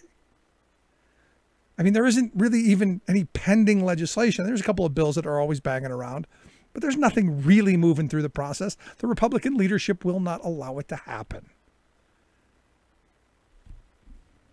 And on the other side of this, a story that grabbed my eye today that just heartbreaking. And I've known this has been going on, but again, this is what we see. Border Patrol agents evidently are being accused of destroying water aid stations in the desert. Evidently, there are groups. There's one group called No More Deaths. Evidently, they have a number of groups have done this. They put out jugs of water so that if you're coming through the desert, you don't die of thirst. That you at least you maybe get through. They catch you on the other side, so they take you back, but you don't die. Evidently, what's been going on, I guess, and I would argue this is a symptom of Trump forward, is they dump out all the water and they take the jugs away. So there's nothing here. And I guess back in January, they arrested one of these No More Deaths activists. He's a volunteer with the group. They arrested him for basically aiding and abetting, aiding immigrants to illegally cross the border. And you just go, really? When did we lose our humanity? When did we lose?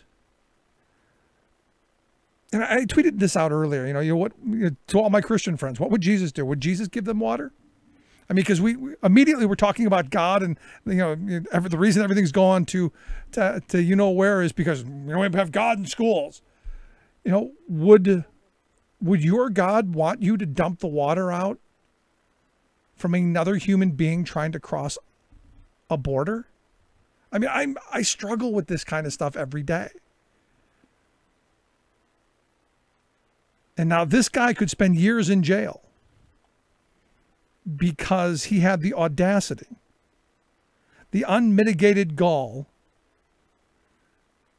to put out jugs of water so that people don't starve to death. I mean, and I don't want to sound high and mighty. I don't want to sound, like I'm mentally superior, but I got to ask the question, the blathering talking head who was going on about, we took prayer out of school and that's why these shootings are happening. What happened to, your faith being your actions? What happened to don't tell me, show me? What happened to, this, when I grew up, and I grew up Catholic, and I admitted I'm broken. Too many, priest scandals, too many nuns with sticks, too much repression and too much guilt that I didn't want to saddle my kids with. But I did still learn the basic tenets of be a good person, the basic tenets of humanity, caring about your neighbor, love thy neighbor as yourself. I kind of did. And, and as I was reading through Brett Pransky's articles, that came out, especially the one about the homeless guy. I mean, because we've all been in those moments where you see the person coming and okay, let's get through this, and you just go, here's $1, okay. And I do this to every major city I go to. I put 3 individual dollar bills in my pocket. And the first 3 people who come up to me and say, hey, can you help me with bus fare? Or I haven't eaten. I give them $1 and say, hey, good luck. Wish you the best. And when I'm out of dollars, I'm out of dollars. But what about that 4th, 5th person? And that's the question he keeps asking. And I keep coming back to this of, this is why I'm a believer in government action. And that individually, I cannot solve all those problems. Individually, once I give that $3 away, there's another guy with a sign on the street going, hey, I'm a homeless vet and I need food because I'm hungry. We as a society, when did we stop caring? When did it become hooray for me and the heck with everyone else? And I guess we could go back, say it was the Reagan years. It was the greed is good era. It was, the one with the most toys when they die wins people. I guess we could go to those. But even then we had some bit of humanity left. Even then, we cared about our neighbors. I'm just struggling with it. I'd love to hear your thoughts. If you got a thought on it, when did it happen? When do you think? You can email me, rick@thericksmithshow.com. Quick break. Right back. 7, yeah, and I'll go to work at night. I got no time for living, yes, I'm working all the time. It seems to me I could live my life a lot better than I think I am. I guess that's why they call me the working man. Making the blue blood see red. The Rick Smith Show. As I look back on those decisions, I would not make the same decisions again. EPA Chief Scott Pruitt, who still has a job, gets grilled by Democratic senators. In some cities, every single road shut down. Extreme storms kill 5 in the northeastern U.S. King County, Washington files climate liability lawsuit against major oil companies. Plus, if they're exercising during the 3rd trimester of pregnancy, they may want to consider not exercising outside. New study finds air pollution dangers extend into the womb. All of those dangers and more straight ahead. From BradBlog.com, I'm Brad Friedman. And I'm Desi Doyen. Stand by for 6 minutes of independent green news, politics, analysis, and snarky comment. I love cold country. My lungs are so black I once had the hiccups and a canary flew out. This is your Green News Report.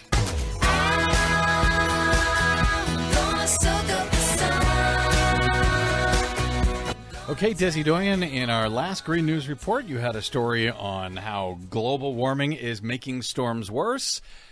And what do you know? Today we have terrible storms on the East Coast. Yes, a large and very dangerous storm system caused severe damage in the Northeast this week, including generating 3 tornadoes in New York State, where Governor Andrew Cuomo declared a state of emergency. The storm's record-setting high winds caused the deaths of at least 5 people, knocked out power to hundreds of thousands of people, triggered flash floods, and forced the closure of some regional rail lines. It's another reminder to be sure that you and your family are prepared for these increasing intense extreme weather events. In politics, Trump Environmental Protection Agency Administrator Scott Pruitt got a grilling from Democrats in a Wednesday Senate Appropriations Committee hearing. Grilled Pruitt. Democratic Senator Tom Udall of New Mexico excoriated Pruitt over the 12 separate probes and investigations into his spending and ethics scandals. 12 official federal investigations of this guy. Yes, the Inspector General of the EPA said that he will now investigate Pruitt's use of secret private email addresses that bypass public records laws, but it may have to wait until he gets a bigger budget. He was using secret email addresses. Right. A private server. Yes. Lock him up. Here's Senator Tom Udall at that hearing. Administrator Pruitt, it's hard to know where to begin this morning. Every day there seems to be a new scandal and you at dead center. I'm tempted to say your scandals are a mere sideshow distracting us from the long-lasting devastation your leadership is making on human health and the environment. Tempted to say, he just said it. Also in that hearing, Administrator Pruitt claimed that the controversies were mostly overblown, but he did admit that as I look back on those decisions, I would not make the same decisions again. And I'm sure we're going to talk about some of those. Oh, just a few. And the administrator denied knowing that his own employees helped block a federal study showing toxic chemicals are contaminating water systems across the country. And that study has still not been released. Right. Meanwhile, just one of the costs of shifting the burden of pollution to the public, a new study has found that the harm of air pollution extends even into the womb. They found that children of mothers who were exposed in their 3rd trimester to fine particles of air pollution from fossil fuels had a 60% higher risk of elevated blood pressure, and that has lifelong negative health impacts, according to lead author Dr. Noel Miller of Johns Hopkins University. Children who have elevated blood pressure in childhood have a higher probability of having hypertension later in life and cardiovascular diseases. Another type of pollution, plastic, has now been discovered in the deepest part of the ocean. A plastic bag was found in the Mariana Trench in the Pacific Ocean, some 7 miles beneath the surface. A new analysis documented nearly 3,500 pieces of plastic pollution and fishing gear on the deep sea floor. Some countries and cities have begun to ban single-use plastic products to address the growing scourge of plastic pollution in the ocean. But some good news, a federal appeals court has ordered a halt to construction on some portions of Dominion Energy's controversial Atlantic Coast Pipeline on the grounds that a permit granted by the U.S. Fish and Wildlife Service is inadequate to protect 6 endangered species along its route. And finally, in Washington state, King County, home to the city of Seattle, has filed a climate liability lawsuit against 5 giant oil companies. The county is seeking damages to help pay for the costs of dealing with accelerating climate change impacts like sea level rise, extreme weather events, and ocean acidification, which is harming Washington state's shellfish industry. It's the latest in a wave of lawsuits modeled after the tobacco industry litigation, alleging that the oil companies knew burning their products caused dangerous global warming, but misled the public and investors about it. These companies are going to pay a price. The question is, will we pay it before they do? I think we already have. For much more on all of these stories and the ones we couldn't get to, please check out our website at greennews.bradblog.com. Find us, follow us, and share us worldwide on the Facebooks and the Twitters at Green News Report. I'm Brad Friedman. And I'm Desi Doyen. And this has been your Green News Report.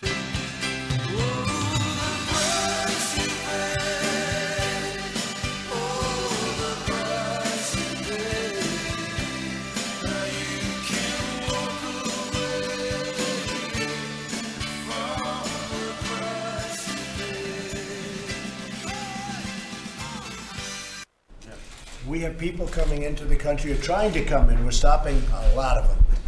But we're taking people out of the country. You wouldn't believe how bad these people are. These aren't people. These are animals. And we're taking them out of the country at a level and at a rate that's never happened before. And because of the weak laws, they come in fast. We get them, we release them, we get them again, we bring them out. It's crazy. The dumbest laws, as I said before, the dumbest laws on immigration in the world. So we're going to take that. Somebody get me through this nightmare. I can't control myself. You know, talking about dumb laws, I mean, again, you know, our gun laws, some of the dumbest in the world. And breaking now as we speak, evidently another shooting going on. The Atlanta Journal-Constitution, they've reported that, I guess, across the street from the Mount Zion High School graduation at the Clayton County Performance Arts Center, one person has been killed, another has been shot. Police are on the scene, and that's what we know right now. And you go, it's at epidemic proportions, and yet all we get is, well, nonsensical, thoughts and prayers. Our thoughts and prayers. Not good enough. Anyway, here to talk about what we should be doing, I think, sharing my frustration and discuss what we need to be doing. I've asked our good friend, Kari Pennant-Baker, to come talk with us. Kari is he's a gun violence survivor, also a board member with Everytown. Kari, thanks for taking time for us. Hey, thanks for having me on again, man. I appreciate it. So this is getting out of hand. I mean, this is out of hand, and it's getting to the ridiculous at this point that nothing is being done. We've now had 2 shootings in one day. We have 96 gun deaths every day. So these are the 2 shootings that you have heard about recently, with the mass shooting this morning with 10 people being shot and killed in the school in Texas, and 9 of which were students. And then the 2 folks being shot this evening.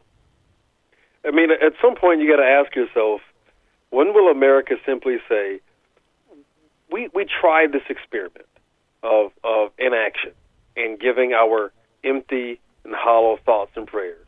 How about we do the opposite now and take action to make sure that those who should not have access to guns they shouldn't get them anymore, and finally do something so that we can't sustain this. This is literally unsustainable when you have this amount of gun death on a daily basis. At what point do we simply say, we cannot take this anymore?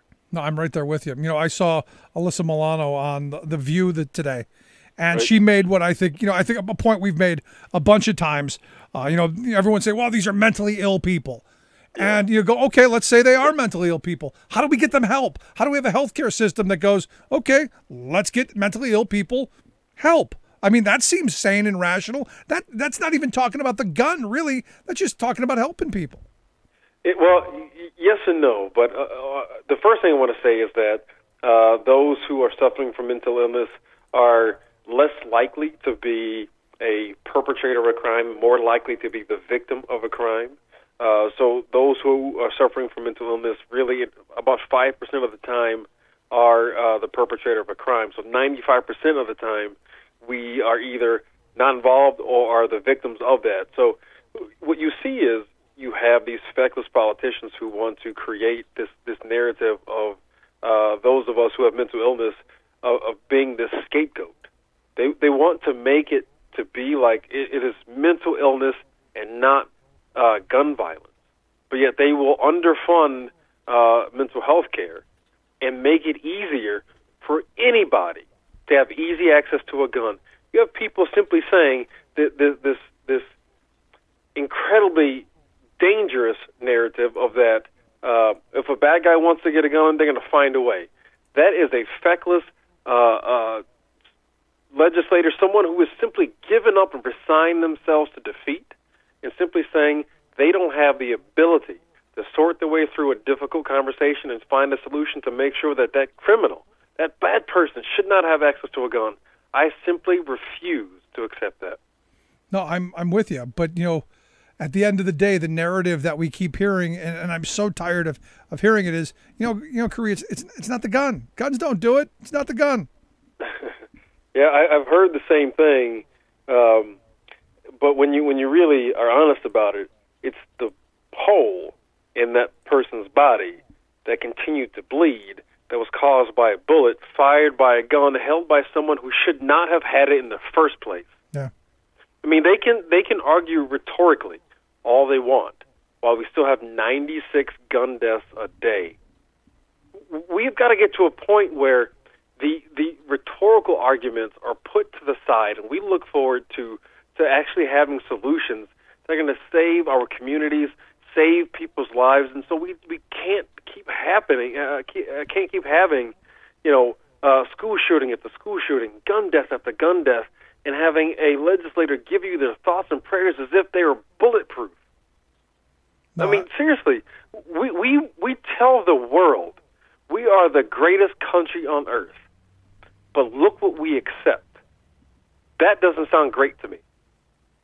No, I'm with you. And earlier I shared the story of watching someone die. The guy got shot in the chest, and watching the blood and the life bubble out of his body, and that changes you. I mean, you can't stand there and watch someone die senselessly from a gunshot wound, and have it not change you. And there's part of me that goes, and I hate being one of these people who say, it's TV, it's the media, it's video games. But at some point, you can't see, 10,000 people being killed on TV a year, and not be somewhat desensitized to what it really looks like. And then when you really see it, it's changing. Well, I mean, if you really looked at it, though, other countries have the same movies, they have the same video games, they have the same access to a certain degree to social media. They see the same things and experience those platforms just like we do. Right? So, but they don't have the deadly epidemic levels of gun violence that we do. Yeah, because they don't have the guns. Have access to, right, they don't have access to guns like we do. They don't have a gun death lobby using every shooting as a way to market to people to have more guns. They create this endless cycle of gun sales. Someone got shot, you should be afraid, go buy a gun.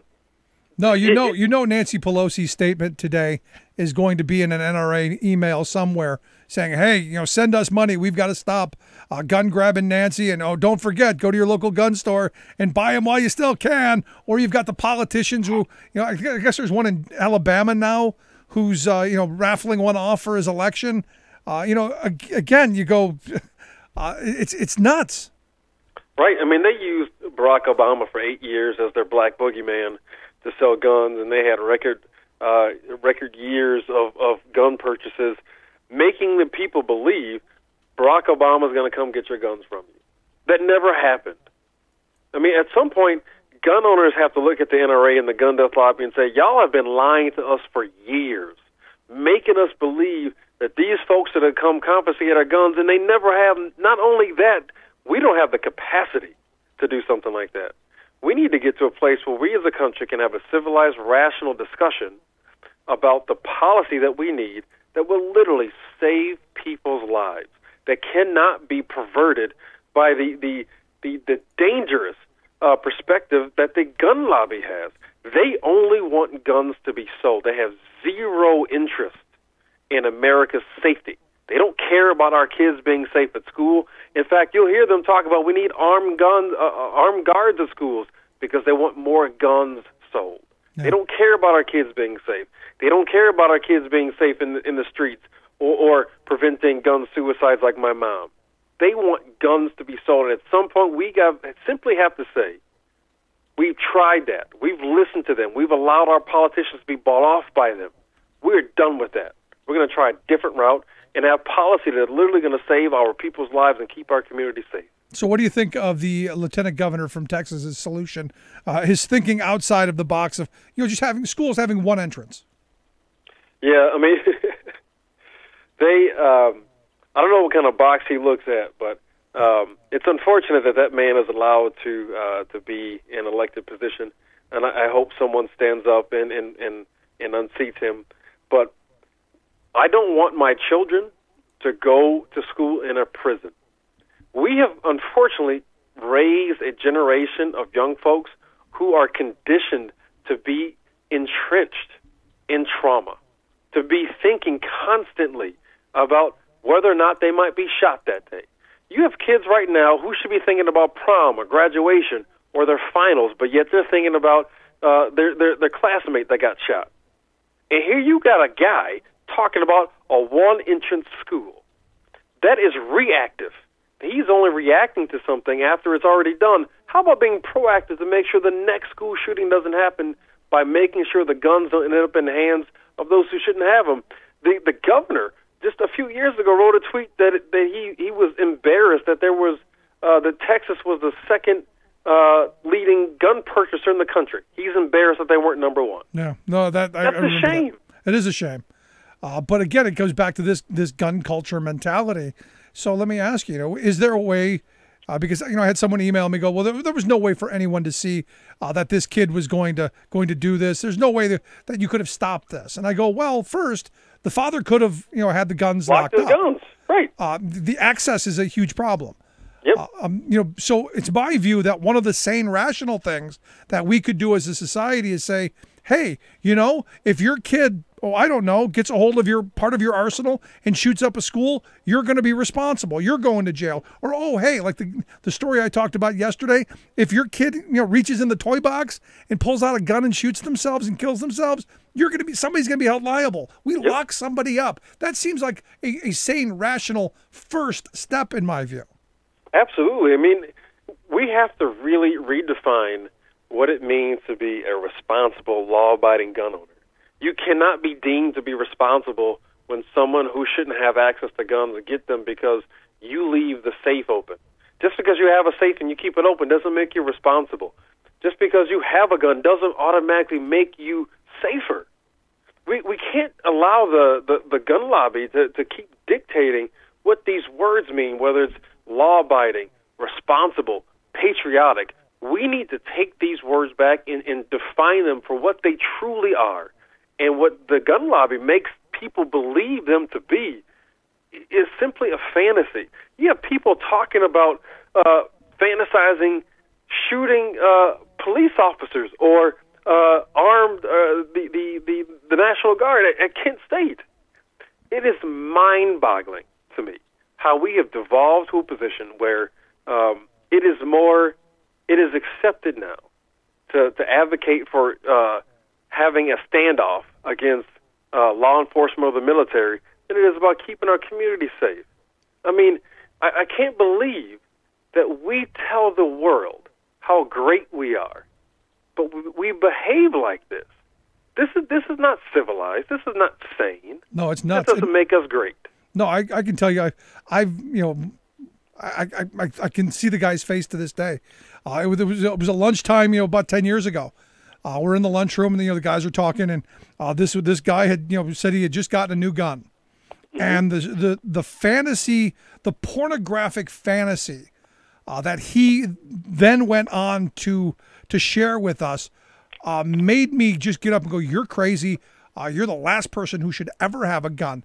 He talked about how he was going to whip out his big gun and he was going to stick it to whoever walked in the door, and it was almost an X-rated fantasy. I mean, that's where he had taken this to. It was on that kind of a fetish plane that just scares the you-know-what out of me. And I go, that's the first person that we should not allow to have guns.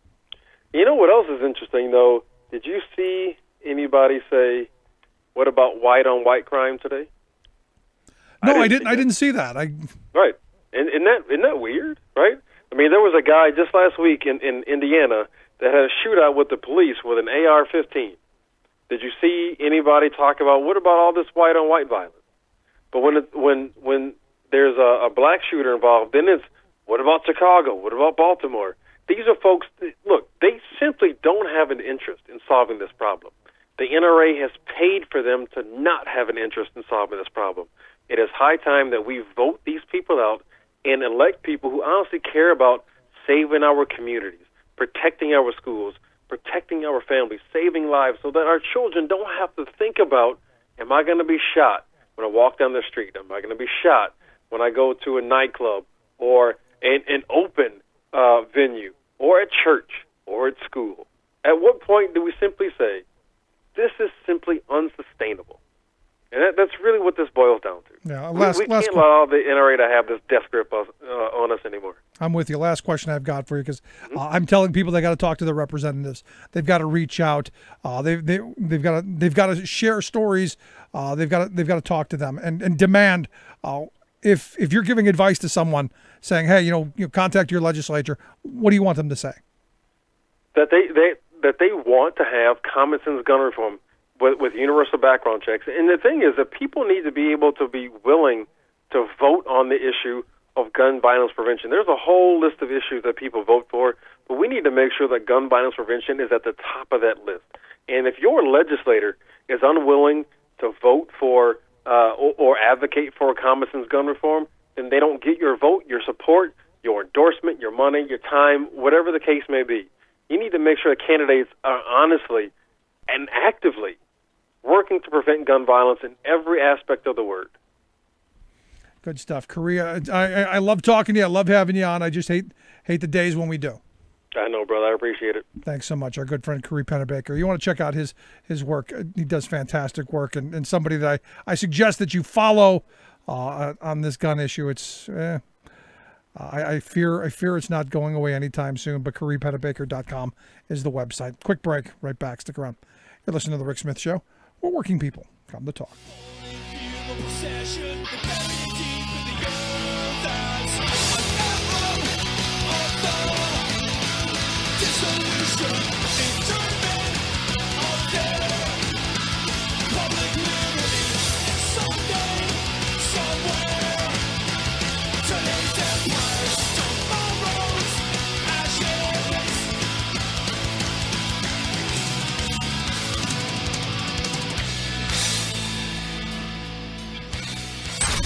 Exposing that free trade is never free. The Rick Smith Show.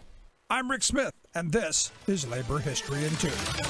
On this day in labor history, the year was 1972. That was the day that Maggie Kuhn stood before a group of reporters to tell them about her organization, the Gray Panthers. The idea for the group had started 2 years earlier. 65-year-old Maggie had received the unwelcome news that she was going to be forced to retire from her executive position with the United Presbyterian Church. Maggie was not ready to retire. Instead, she started to organize. This was during the era of the Vietnam War protests, and Maggie found allies with young people who also wanted to see changes in society. The original group developed to build connections between young and old. They called themselves the Consultation of Older and Younger Adults for Social Change. Later, they shifted their name to the catchier Gray Panthers. the Panthers adopted the motto Age and Youth in Action. In 1975, the Panthers held their first national convention in Chicago. 200 Panthers attended, representing 37 states. At the convention, the Panthers adopted a platform of issues. They included issues important to seniors, such as an end to mandatory retirement, better housing for the elderly, and expansions to rent control. But the platform also included other social justice issues, including support for the Equal Rights Amendment, a call for full employment, amnesty for Vietnam draft resistors, and even, after much debate, the legalization of marijuana. In the more than 40 years since their founding, the Grey Panthers have continued to advocate for a variety of issues.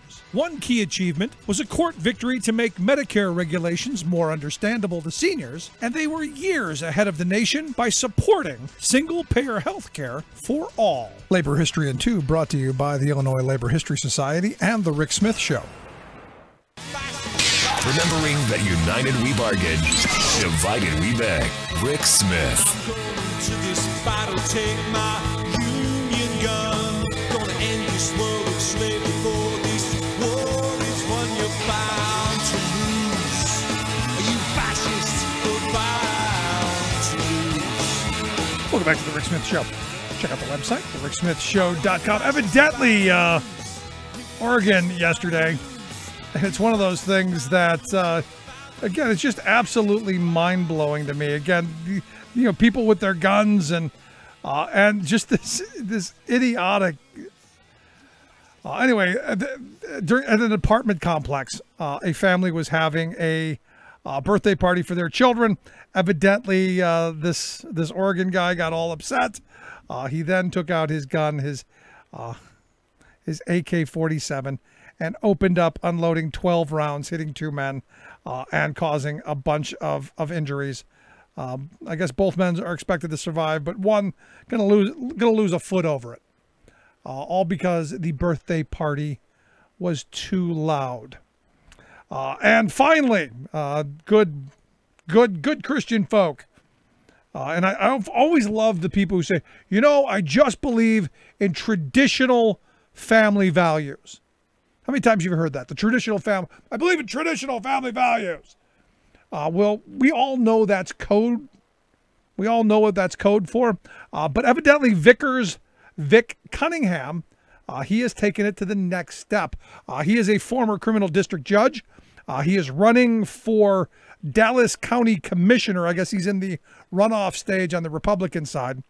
Evidently, his estranged brother, Bill Cunningham, probably not the same crazy one down in Cincinnati, but Bill Cunningham, nonetheless, he says his brother's a lifelong racist. And evidently the news people, went and said, "Hey, are you a racist?" And he said, "No, I don't have any racial, hard feelings or anything. I'm not a bigot." And then he was asked about one of the allegations that his estranged brother, had said. And he verified that, yes, indeed, he, quote, and this is his quote, his words, "I strongly support traditional family values. If you marry a person of the opposite sex, that's Caucasian, that's Christian, they'll get a distribution." Evidently, he set up his kids' trust funds that if they marry anyone other than a good, God-fearing white woman, Christian woman, they'll get their inheritance. They'll get nothing. Do what they say. Traditional family values. They'll be in the will. Anything other than white woman, Christian, nothing for you. Gotta love those traditional Christian values. Oh. Anyway, if you've missed any of today's program, thericksmithshow.com. That's where you go to get the podcast. The Rick Smith Show app on the smartphone. Take the program on the go wherever you go. And as always, you can email me, rick@thericksmithshow.com. Remember, tune in Saturday night, 7 p.m., Free Speech TV. This week, we're going to be talking with another candidate from New Mexico about the wall. We're going to be talking about a lot of things, so you're not going to want to turn it. And then at 8 o'clock, Free Speech TV's Facebook page live. Thanks so much. See you there. You've been listening to The Rick Smith Show. Together, we can make America better. Email rick@thericksmithshow.com or interact with us anytime at thericksmithshow.com. Until next time, this has been The Rick Smith Show, where working people come to talk. Its color like time flood beneath the lunar sway.